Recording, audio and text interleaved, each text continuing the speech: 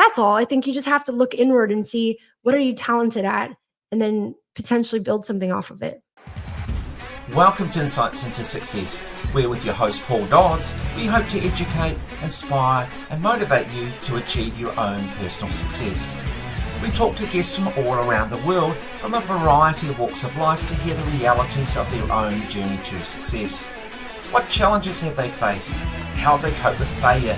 And what have been the keys or will be the keys to their own success? In our Read to Succeed interviews, we talk books that have inspired our guests, and for some, they share their secrets to marketing success. Join us as we give you insights into success. Welcome to Insights into Success, where today our special guest is Athena Severi, who's very kindly agreed to be on the show. And I'm going to just pass it over to Athena and ask you to just tell us a little bit about who you are and what exactly do you do? Fantastic. Well, first of all, it's an absolute honor to be on your show, Paul. Thank you so much for having me. So, my name's Athena. I'm from Los Angeles, California, and I never went to high school. And I'm currently the owner of a multi-million dollar Amazon portfolio, as well as the largest Amazon mastermind in the world called Titan Network, the most prominent China trip, China Magic. I own 17 Amazon brands, and I've been able to change a lot of lives through my journey of entrepreneurship. So it's kind of a wild journey so far, but if any of this can inspire, help someone to achieve their goals, I'm more than excited to share. So, I mean, one of the things that strikes me about what you've just said is the fact that you never went to high school. Can you tell me a little bit about what that was all about and why you didn't go? Yeah, I mean, I struggled in school, to be fair. I never really felt I belonged. Most of the kids had these, aspirations to go to university and to do all these things. I was just getting in trouble for talking in class constantly. And I was always, doing fundraisers, building events, carnivals, concerts, my own little businesses. And I was just completely not interested in school, very independent, wanted to make my own money, build my own life, and basically just kind of quit way early, got a GED, which is sort of like a diploma, at a very young age, and started my life. And what was the motivation for you in terms of being an entrepreneur, setting up these businesses? Was it all money focused or was there more to it than that? I love it. I mean, I just some of these things, like I was dating a bassist, and I was 15 and he was 16, and I wanted him to be a rock star so I could tell my friends that he was a rock star. So I decided to create like a whole concert series just so I could put him on the stage so I could say that my boyfriend was, a rock star. So I just have always had this ability to bring people together. I was always creating clubs, events, things, since I could talk. And so going back, like when did your entrepreneurial journey begin?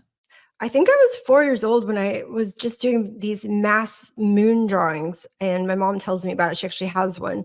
And I'd go up to people and say, "The cost of this drawing is either $5 or 5 cents, depending on what it's worth to you." So I already had my pitch down at 4 years old. And, I just, yeah, I think I've just been always a wild girl, and I'd always spend my money on other people, right? So it was never like this motivation to make money for myself. I was always just very giving as a child, wanted to have Christmas presents that I paid for and things like that. So I yeah. mean, that's just incredible to do it at such a young age as well. So like presumably that wasn't a one-off, like after that you just as you grew older, you started doing, various different sort of projects to generate money? Yeah, I mean, I think it went from sort of my own little car washing, dog washing, face painting, cookie baking, and I would always involve my friends, so if I started babysitting, then all my friends would babysit and we'd have sort of this network. So definite entrepreneurship is in my blood. But I also think, I'm the child of a divorce. My parents divorced when I was quite young. And I think since they both remarried and had their own families, I felt a little bit on my own, unintentionally, but it's just how I felt. And so I think that independence kind of inspired me to want to have my own funds and buy my own clothes and do things for myself. So I've met a lot of entrepreneurs that kind of have things from their past or their background that kind of makes them that much more ambitious or independent. So I can say that that probably had an effect on me as well. So, yeah, I'm just wondering in terms of your personality. I mean, you're talking before about coordinating your friends to do things and that. So, obviously, you're quite the organizer, but can you kind of elaborate a little bit more on, how you describe yourself, specifically your personality? Sure. I'm 100% extrovert in every test I ever take. So I love humans and I love the energy that that creates. So I love putting on events and experiences and traveling the world and just impacting people. Like that is my happiest place on earth. And so yeah, I think 100% extrovert. Um I am a fire what is it? A trailblazer. I'm a trailblazer per a different personality test. So I like creating new things and getting Yeah. other people to kind of go on the trips with me. So, yeah. So, for you, it sounds like having other people involved is really important rather than it just being a lone journey for yourself. You want to have other people involved. Mhm. Absolutely. I like to bring them all. I like to find out what makes them feel life is magic, and I like creating that magic for them. So, it's definitely my personality. And so when you sort of got into your teens, tell me a little bit about your journey from there on in terms of Sure. what you did and how you got to be where you are now. For sure. So at 16, I started working at Universal City Walk, which is sort of an amusement park location. And I was selling magical colored pens. And then from there, I decided I needed a real job. So I put on an all white suit and I went for an advertisement where they needed a sales manager at a prominent consulting firm that consulted doctors. And so I walked in there with a very fluffy resume, being that I was only about 17.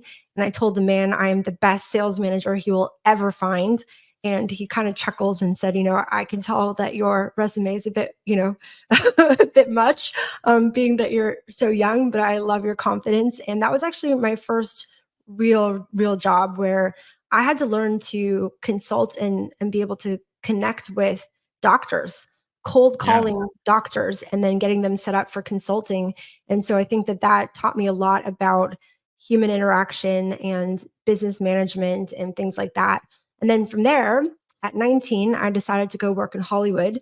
And so I put on concerts and events and fashion shows and a lot of seminars teaching young artists how to actually be successful. And that's actually a formula that I figured out early on, is that the best people to learn how to do something is the people who've actually done it. And there's a lot of people in many industries that coach or teach certain things, but they've never actually accomplished it, right? So it's all their own sort of opinions instead of it being from real experience. And so I would put on seminars and events with real artists who've actually had huge careers and really made a name for myself. However, I then got married and got pregnant with my first son. And Hollywood is a very fun, adventurous place, but not the right place for a young mother. And so I actually went and got a job at another consulting firm. So I found myself in corporate America, really in that whole 9 to 5, which was interesting because my background was very entrepreneurial, but here I am working for someone else in a very job job, just Yeah. dead end kind of job. And I was there for quite some years. Yeah. And so for you, like, if you're contrasting working for someone else versus being an entrepreneur, how do you see the work that you do? Like, what I'm trying to get at is like when you're doing your own thing, does it feel like work? Like, how Never. does it feel in comparison to when you got a 9 to 5 job? So one thing that was really interesting was taking a look at some of the people who had been at that company. That company had been around for about 30 years, and seeing people who had been there since they were, in their 30s or 40s or so, and now they're in their 50s or 60s, and they just don't have much to show for it. And so I think a lot of people look forward to their retirement to really start living. But by that time, your kids are grown, your body's deteriorated, and you haven't lived your life properly. You Yeah. might get 1, 2, 3 weeks of vacation, but that was the thing that I saw. No one is going to become the boss's neighbor in a company like that, right? And you're just going Yeah. to put all your time, love, and energy into something, and by the end of it, not have much to show. And so I had my first son, and I worked from home, which was unheard of. No one worked from home at that time. This was way before COVID, and I refused to let him go. And then I finally got back to work and got pregnant with my second little boy. So I have two sons. And I just remember feeling like I'm never going to build a world that they will be proud of by just being at that job day in, day Yeah. out. Mhm. And so when you are doing what you're doing as an entrepreneur, though, does it feel different? So, like, if you're doing, like, say you're doing certain tasks as an entrepreneur and you reflect on doing similar tasks when you're working for someone else, do they feel the same or does it feel different when you're Not working at for all. I yourself? mean, I work endless hours, insane hours, but I love it because I'm building towards something I'm passionate about and it's Yeah, creating impact and it aligns with my life goals. And so it never feels like work. And what's funny is, going back to sort of the personality style, I became a mom and I actually built an entire women's group, a mother's group. And I started putting on conventions sponsored by Baby Gap and Whole Foods and major brands, full conventions. And we had the newspaper come. I mean, it was like a whole thing, right? And so I did that for fun. I didn't make any money from it. We do world picnics, 1950s with cars, everything. And so these women were very big part of my life. And I remember every day taking my 2-year-old at the time to school and I'd cry and so would he. Like I was not ready to give him up. So I yeah, really, I think this whole thing of like life and work is just so important because there's just in at least in the US, you don't get a lot of time with your baby. And yeah, so it's like it's just not an ideal situation where they say to get back to work 6 weeks after giving birth, you know? And so that was yeah, just a lot of the theme of that mommy group. So when I found my freedom, which really came through Amazon, and whenever you want me to tell you that story, it's pretty interesting how I was able to actually break out of corporate. yeah. So just before we get there, I mean, I guess listening to all this, it kind of sounds like you're the type of person that doesn't like to sit still for very long. No, I don't like to sit still for sure. For So, sure. so if someone said to you, "Look, Athena, I want to take you to an island, and you're not allowed to do anything. You got to just lie by the pool all day," could you manage that, or would that drive you insane? It would drive me crazy. I love to be productive. I'd be cool for like a day, and then I'd be cool if I was with a bunch of people who are like-minded, so we could have deep conversations and such. I could handle that, but just to Yeah, sit there and talk about nothing and be by a pool would be a nightmare for me, for sure. yeah. I think and just one other thing too, like you were talking before, and you're doing the contrast with other employees that are older and they're kind of like waiting for their retirement and going to do stuff back then. I think one lesson I've learned in my life is like my dad, like he was going to do all these things when he retired, and he died before retiring. And for me, the lesson in that was you shouldn't put off everything for your retirement. And you see a lot of people do that, and it's like you need to enjoy every day as much as you can because you don't know how long you've got. And if you push everything off to the future, well, that may never come. You may never get that opportunity, which is sad. I know. You are so right, and that's such an important part of life is just to enjoy every single day and be grateful. Have Yeah. you seen that movie Up? Yes, I The have. Yes. Yeah. that beginning part where it's just so sad where they're planning these trips and their whole life, and then she passes before they ever get to do it, so it Yeah. just reminds us, yeah, life is so short, and so to Yeah. enjoy and build a life with intention so you can really live it. I think that's the biggest part of this, entrepreneur or not, you gotta live. Yeah. Yeah. Absolutely. All right. So tell me about your Amazon journey. I'm interested to hear about that. Okay, so I'm sitting at corporate, and my friend at the time was working with me, and he was quitting his full-time six-figure job. And I was like, "What are you doing?" And he's like, "I'm selling kitchen products on Amazon." He was actually selling this spiralizer where you put the zucchini and you twist it, and then like it comes out like kind of zucchini pasta. Yeah. So he was Yeah. selling that. He was making enough money from that to quit his job. So I made him show me his seller account, and he showed me that every 2 weeks he was getting more money deposited in his bank account than we would make in months, right? Months and Wow. months. And I was like, Yeah. whatever that is, give me a piece of that. And so I actually signed up for a course on how to get started on Amazon, and I launched my first headbands. This is actually my very first product. It's a headband that you Yeah. put on, to keep your hair back. And so within 4 months, I was able to quit my six-figure job. And I remember very clearly waking up on a Tuesday, taking my boy to the zoo because he's still really little, and taking a photo and posting it in the mommy group saying, I'm home on a Tuesday, able to take my boy to the zoo. I love being an entrepreneur. And what ended up happening from that is I had hundreds of women wanting to do the same. And so this is actually where I found myself in a mentor position, was these women who wanted to do the same thing. So I actually got them signed up for the same course that I did, but Yeah. realized very quickly they needed a lot more handholding, mentorship, and coaching than I could ever provide because I was still fairly new. So I used my networking skills and I started to connect with some of the biggest names, and then like people no one had ever met who were doing millions on Amazon, and started putting on seminars, events, dinners. And that's actually where all of this Amazon thing began. Wow. And so the thing is, just to go back though, I mean, one of the things with Amazon is, from what I know, which I'm not an expert, but it's like you got to pick the right product. Like, I mean, a heap of people could jump on Amazon and think, okay, well, I'm going to do this, but that's all well and fine. But if you don't pick the right product, you're not going to go anywhere. So, how hard was that for you, or was it at the time when, yeah, it was a lot easier? I mean, talk me through a little bit about that, because I'm sure it's not just a simple thing. You can't just pick any random product and guarantee that suddenly you're gonna, do really well. Paul, you nailed it. This is one of the biggest parts of growing a successful brand on Amazon. And the method that we use is actually not the same as what other people do. We actually think about our end customer and who we want to build a brand around. And when we Yeah, really understand who we're selling to, we're able to develop products that really speak to that person. So I'll give you an example. This headband, right? It's yeah, just a simple headband, but on the inside, it has these little grippies. And what I did was all of the headbands at the time, they would fall off very easily, right? And so what you do is you see the products that are already being sold.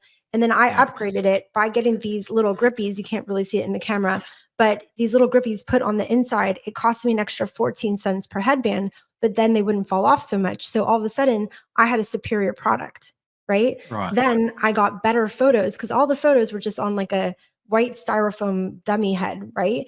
And so I actually invested in professional model photos. So when you're on Amazon looking for a headband, you see these beautiful women with these headbands that have better reviews saying they don't fall off.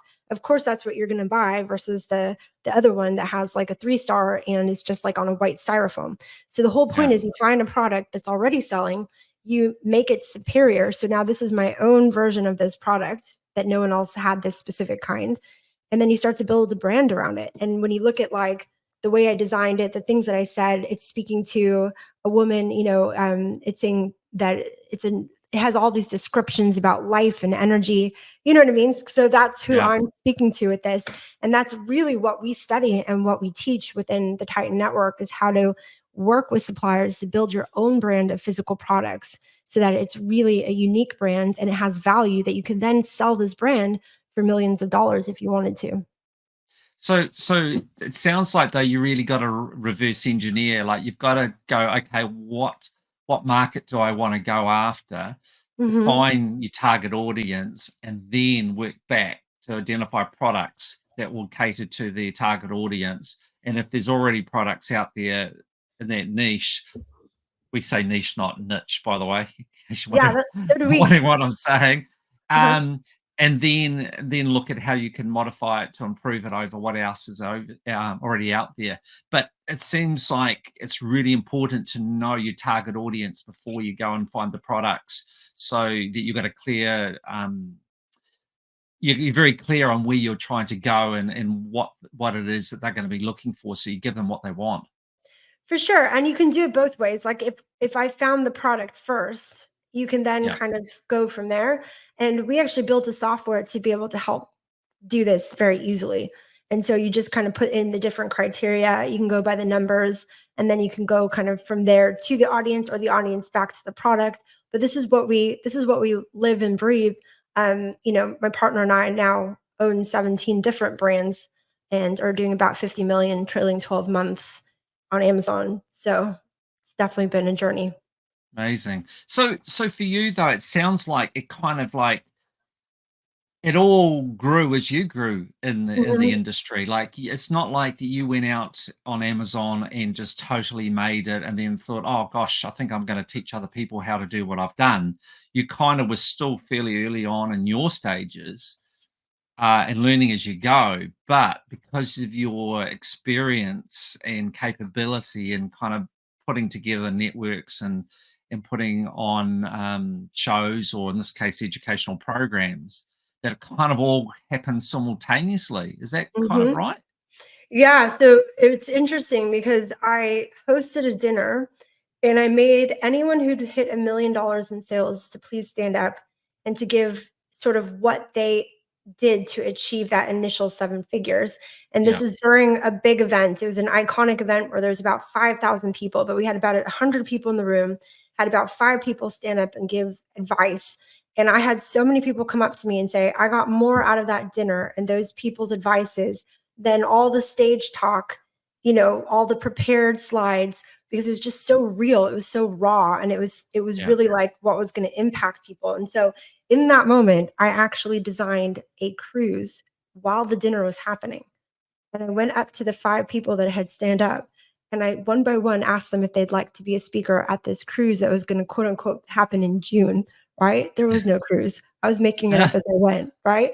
I got all these I got these 5 people to say yes, and then I stood up in front of this room of 100 people, and I said, "Hey, we have this cruise happening in the Caribbean in June, and these are our 5 speakers, and we'd love to have you come." I had 77 of them sign up for the cruise. I didn't make a penny from it. I paid for my own cruise, but it was really what kind of launched my name, because then during those few days, we spent them learning from those people that had already hit 1 million on Amazon instead of a Yeah. bunch of fake gurus, right? And so people just loved it. And we went into the Caribbean and we went to the beaches and we were by the ocean. And so I kind of created and developed this Amazon experience that no one had done before. And that's really where I realized that not only was this something I enjoyed, but it was like my passion, to help people, to build their business and also give them these beautiful experiences.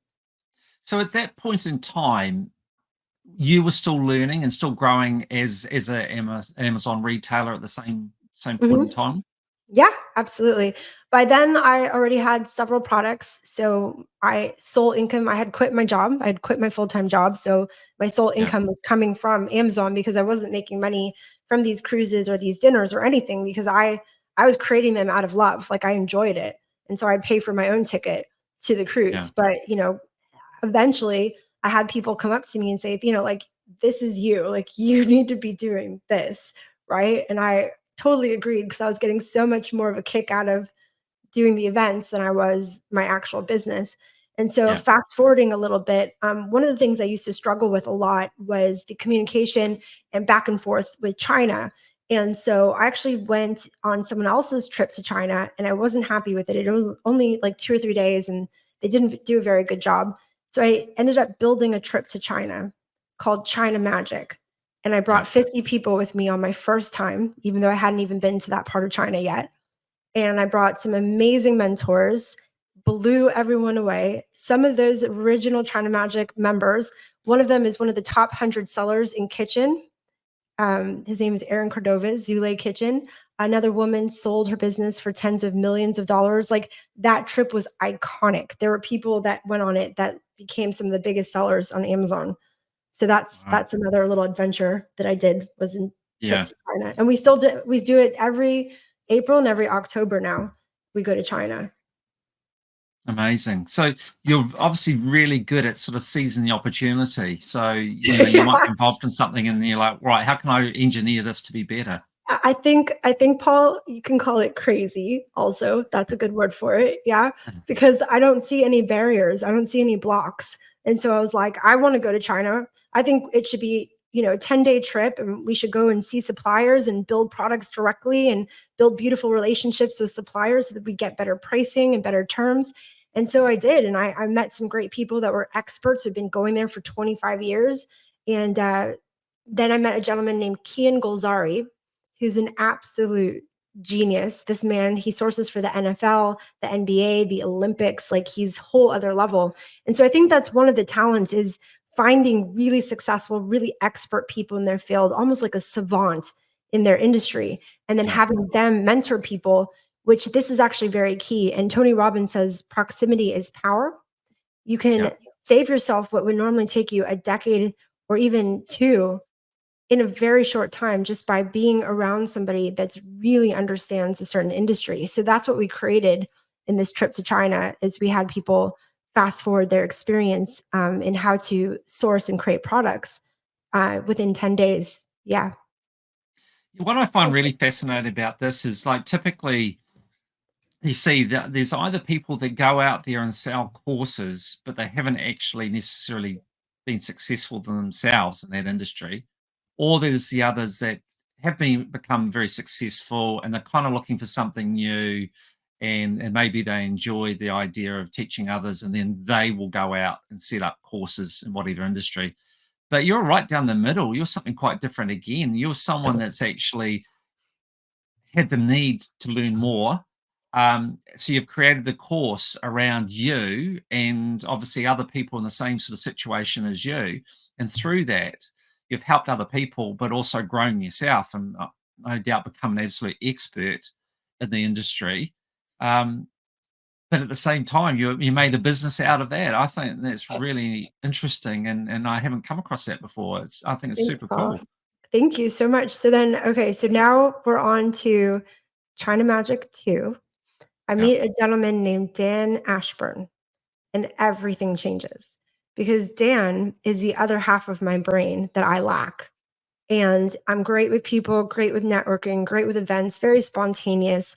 He is the structure. He's the guy that can pull it all together, put the systems in place. I mean, I created this trip to China with a Facebook event and a PayPal link. I had no sales page, no nothing, right? Like nice. I would just go for things, right? So I Yeah, meet this gentleman who has this really amazing tech background. He's been building websites since he was like 12. He was in the military, just super, super smart, turned on person. And he came on China Magic as a guest speaker, but was very yeah, quickly kind of organizing my crazy.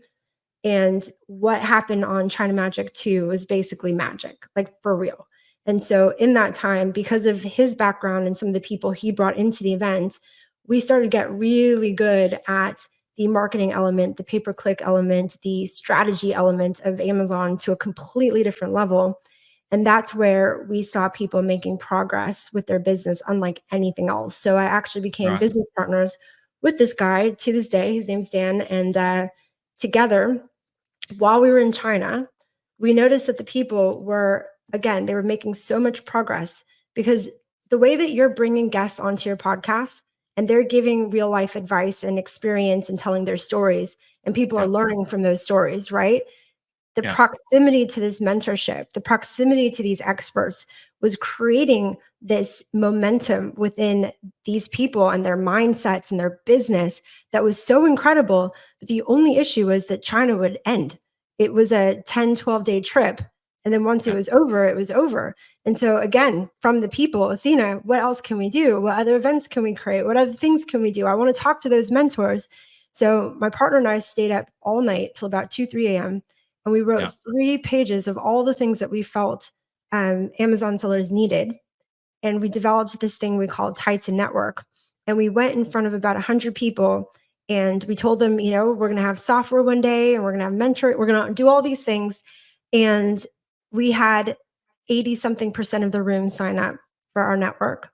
And that's where Wow. Titan Network was born. And it is a all year round mentoring coaching program that has actually put together a full operating system on how to go from 0 to 5 to 6 to 7 to 8 figures on Amazon and beyond. And that's probably the biggest thing I've ever been involved in. It's been And so for your mentors and that you've got involved in the program, I mean, what do they get out of it? So we do pay them. In the beginning in China Magic, they were just my friends and they'd come and help out and I paid for their trip and they got to Yeah, enjoy the trip. So that was easy. But then obviously once we became more professional, so we have our leadership, we have about 150 people on our team now because we have a full agency software. We have a lot going on. So we have about 150 staff. yeah, But our leadership are multi-million dollar Amazon sellers themselves. And so they definitely get paid, but they also have they have equity in our sort of big program because we also have all these brands. So yeah, they're definitely well taken care of, and they get to go to all these beautiful trips and mentor people and help people. And really, most of them don't even need the money, but they just really enjoy the game and helping people. And I've found unicorns, Paul. Like these are very successful, kind humans that like love creating that impact and they get so happy about it. So I would just see who the helpers were, during Yeah. my events. Yeah. Who are the helpers? Who are the ones that are always raising their hand because they have a resource, an idea, an experience with something? And so I'd handpick them, and they've all been with me since day one. We've been together for 5 years now, running Titan, and they're still with me to this day. Wow. So they love to share. So like, what numbers of people do you have in as part of your program? We have about 1,000 members around the world. I was mentioning to Wow. you that we have some in Australia, New Zealand, all over Europe. We do events all over the world. And yeah, and it's called Titan Network. 35% of our network are women. That's something I'm very proud of. I'm very supportive of women, especially mothers, just because of my background and, being home with a newborn and a 3-year-old trying to do my job and all that. Yeah. Like I just support them so much. So yeah, we have about 35% women. And do you have any sort of like stats on how the performance of those that are within your Titan network go as compared to the average business out there on Amazon? I mean, it's a little difficult to really have that stat perfectly figured out. I mean, 1/3 of our network is doing about 3 million and above. That's one stat that Wow. we do have. A third of our network is doing over 50,000 a month, and then a third of our network is below 50,000 a month in Yeah. sales. Only 1% of women, less than 1% women owned businesses ever hit $1 million.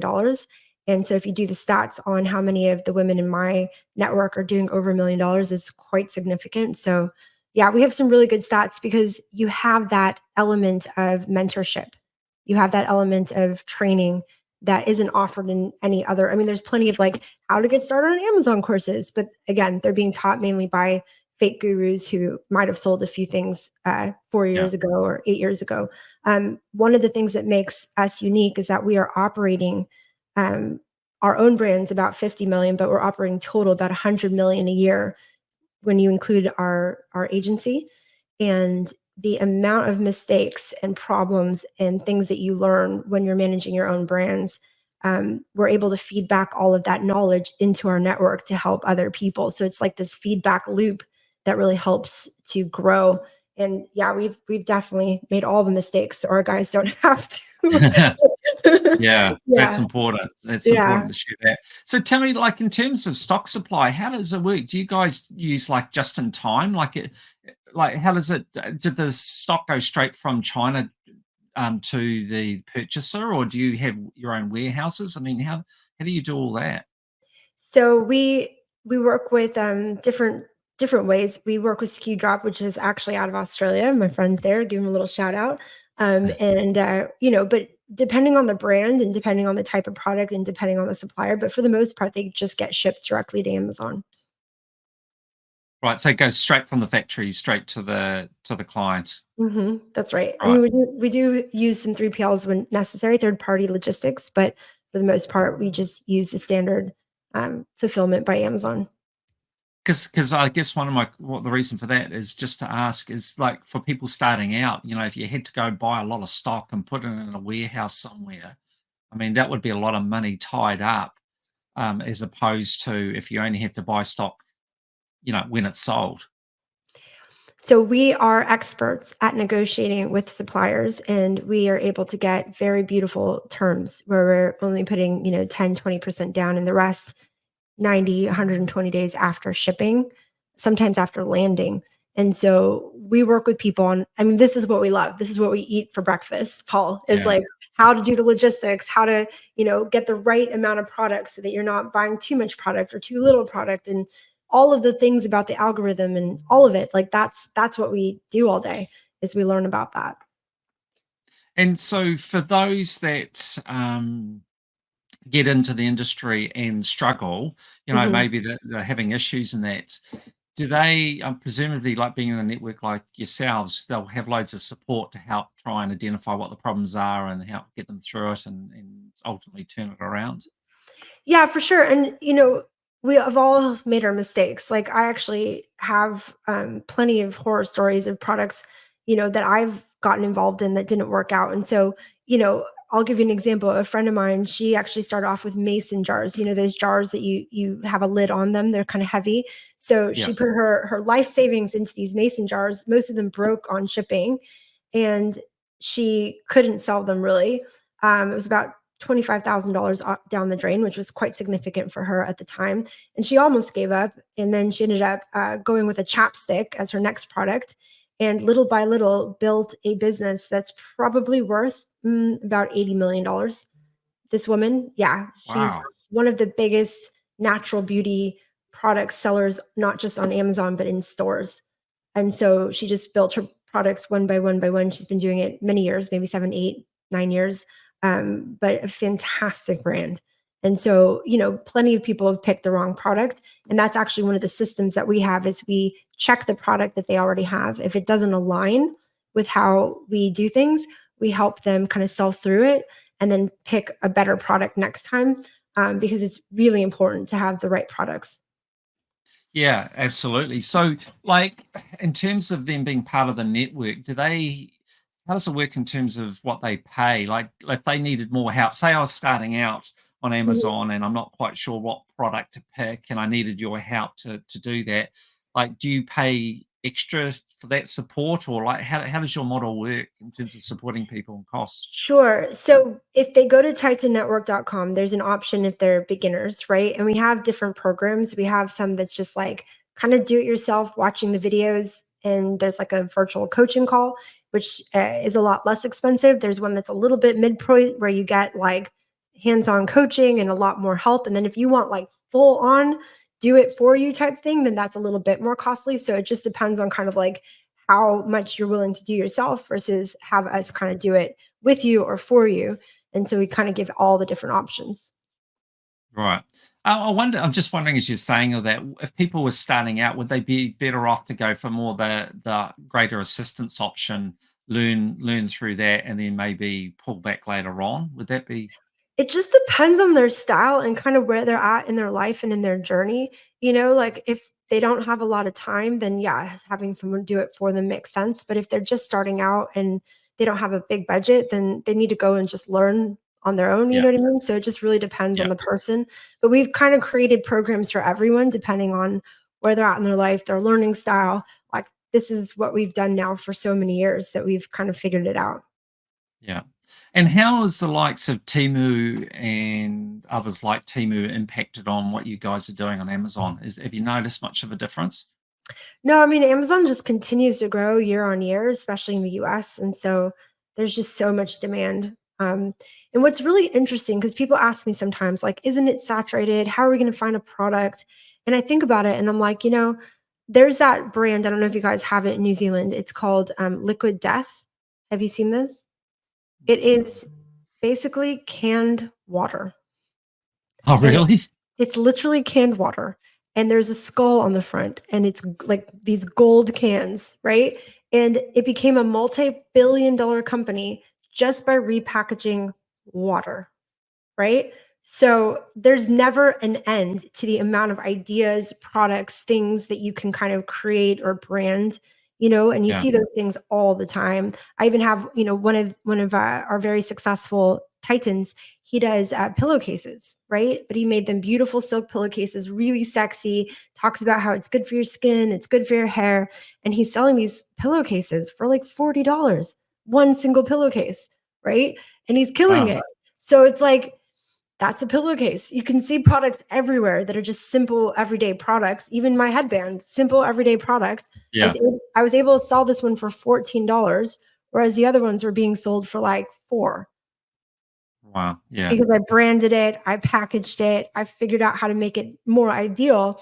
And that's really the art of this. And so anyone who is more of like a mathematical brain, they can do it mathematically. Anyone who's more creative, they can do it creatively, but there's an exact formula on how to find these products, design them better, and then make them successful. yeah. You get how Wow. much I light up about it though. It's like it's Yeah, so fun. I get so into it because the thing is, Amazon for me translates to freedom. yeah, Amazon gave me freedom, and every single person in my network that's able to build a business, you can do it from anywhere. And it's really that lifestyle that everyone dreams of, that people, try to post on Instagram and pretend like it's, a lot of that's fake, and it takes a lot more work, money, time, energy than anyone ever pretends it does. Like, it's not easy, but when you can do it, you can go to the zoo on a Tuesday with your 2-year-old. Yeah. But Do you know you've what I got to mean? invest but you've got to invest to get there though. And that's where a Yeah. lot of people aren't prepared to put in what it takes to get there. You know, a lot of people are inherently lazy. They want things just to happen. And it's not like that. And I certainly talking to you don't get the impression that it is like that from you either, that you've had to work hard, but you enjoy it. So it doesn't seem so bad, but you had to work Yeah. hard to get to where you are. It didn't just happen. I have sacrificed a lot. I've worked incredibly hard. I've been in a wheelchair 3 times over how much I've burnt myself out.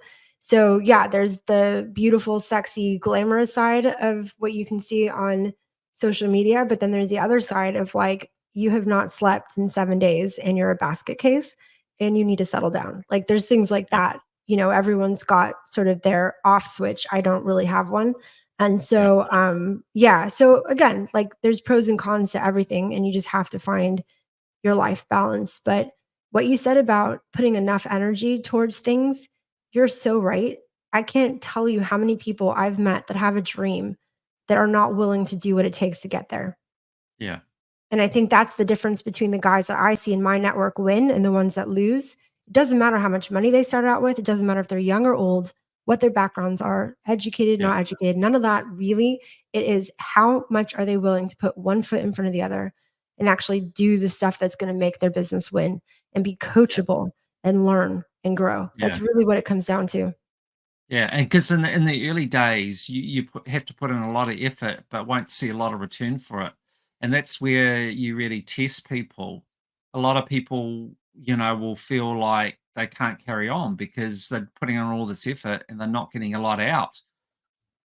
The getting out happens, but can take a long time, and a lot of people aren't prepared, and maybe not mentally strong enough. I don't know, but to continually day in day invest their time, their effort into something with the intention that sometime down the track they'll start to get the reward, but it's not today and it's not going to be tomorrow and not the day after. And that's where I think a lot of people struggle is the willingness to do that. You are so spot on. And that's one of the secrets I think of people being successful as entrepreneurs, that's just strength of mind to carry on day in day for a periods of time, knowing that there's a goal and knowing that there will be a reward, but it's going to take time. It won't happen overnight. Yes, agreed. So, on that note, what would be your advice to people that are wanting to start out as an entrepreneur? It doesn't have to be an Amazon or that, but what do you think are the key qualities that people need in order to be successful entrepreneurs? I think it's looking at your personality the same way that you were asking me questions about my history.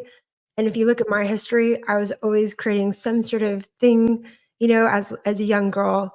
And look at the skills that you have. Look at the things that you enjoy to do, and Yeah, then find something that aligns with your personality. Because that's kind of what I've done.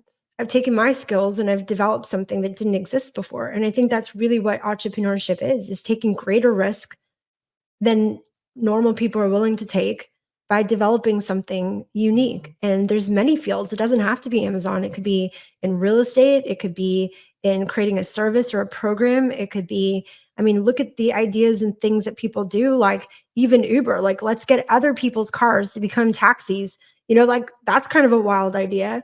There's yeah, so many ideas that happen. Airbnb, like let's rent out houses of other people. And all of a sudden, like, and that example I gave you about the death water, let's can water and all of a sudden make $1 billion thing. So I think there's no idea that isn't too wild if you just put it down on paper and start to think with what are the things that would inspire me or be able to, I don't know, move me while still creating major impact and serving people around me.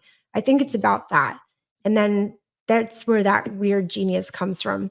And I've seen so many people make businesses out of all kinds of wild ideas, and it's a beautiful thing, but you have to be open to it. You have to sit back and be willing to kind of look at your personality and what you like to do. I'll give you one example. I have a friend, her name's Denise, and she's always giving advice. She looks absolutely stunning. She's like 50 something years old, but she's one of the most beautiful women you've ever met with Italian background.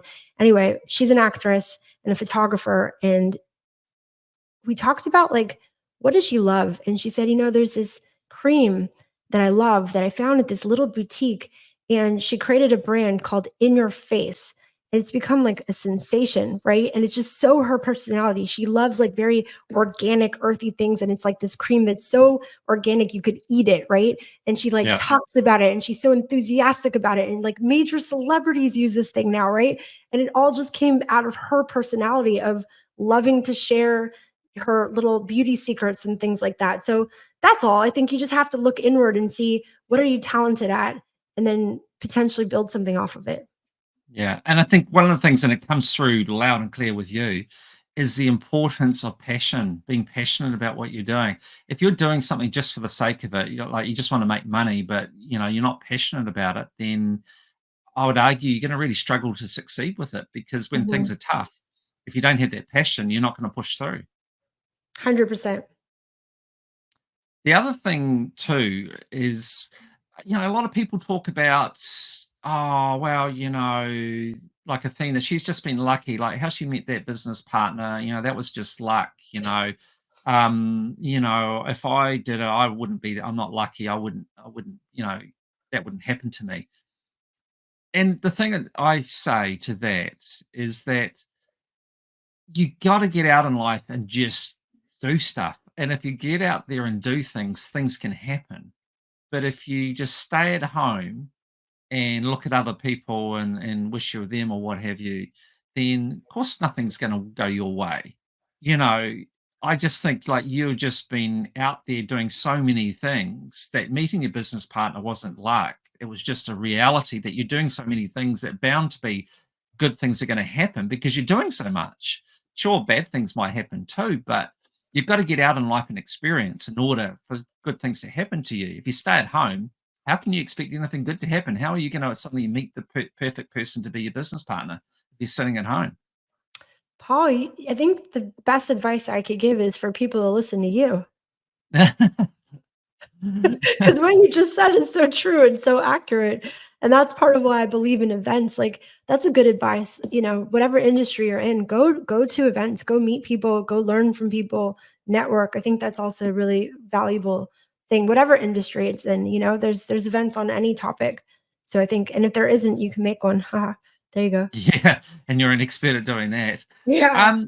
Yeah, and it's just so I just like even just say talking to you, if you talk to other people that are have similar interests and similar goals, you get the Mhm. energy from them. You all collectively together, the energy, the combined energy of all those parts is far greater, and you can get so much more out of it, whereas if you just kind of a solo person, you're missing out and sharing the energy of other people and then sharing your energy with them, and then collectively you can help one another, which is really part of the premise of what you're doing, is bringing together the energy of all these people, for the benefit of everybody, them included.